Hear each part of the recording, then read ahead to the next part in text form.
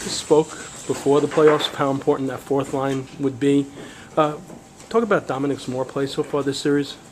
No, he's been good. He was good again tonight. He took some important face-offs. Was able to capitalize on one of their mistakes, which is a big thing in any game.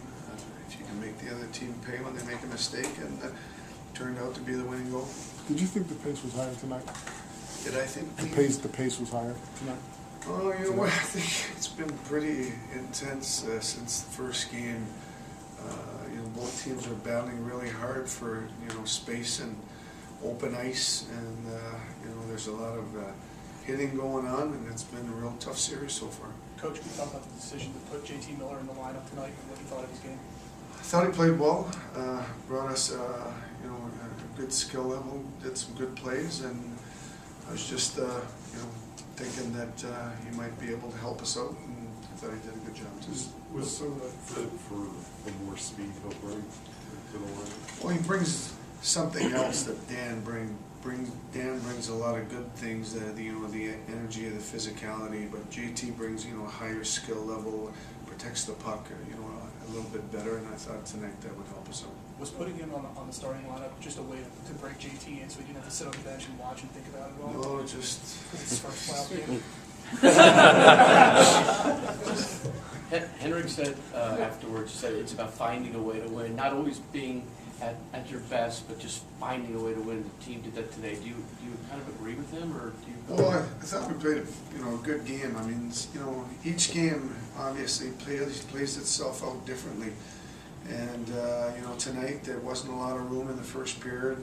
We took 2 penalties that we had to kill off. I thought that was real important for us. We got a little bit of momentum off that. But saying that, because we had to kill those 2 penalties, the flow of our game was a little different. And then in the second, we were able to pick it up and capitalize on a few mistakes. What did you like about the way you guys responded after that?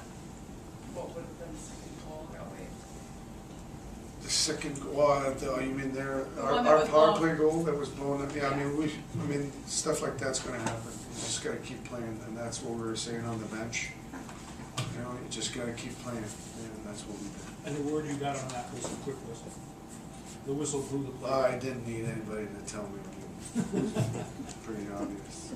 How much do you emphasize going forward, just the opportunity to close it out rather than facing a do or die game 7? How much do you actually talk about? Well, you're going to have 2 teams. One team that wants to keep playing, and one team that would rather be able to get it done right away. So, all the games so far have been high intensity, really hard fought, and this next one is not going to be any different. Does anything though need to change? Not in the mindset, because I know you play the same way, or you want to play the same way.